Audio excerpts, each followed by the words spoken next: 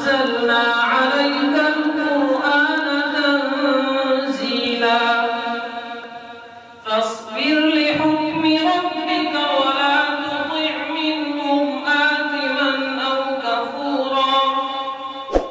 واذكر اسم ربك بكرة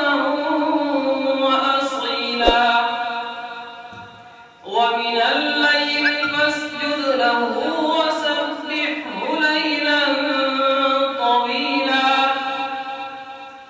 إن هؤلاء يحبون العاجلة ويذرون وراءهم يوما ثقيلا نحن خلقناهم وشددنا أسرهم وإذا شئنا بدلنا أمثالهم تبديلا إن هذه تذكرة فمن شاء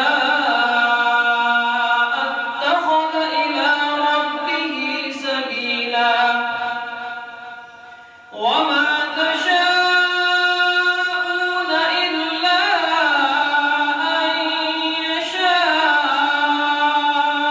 الله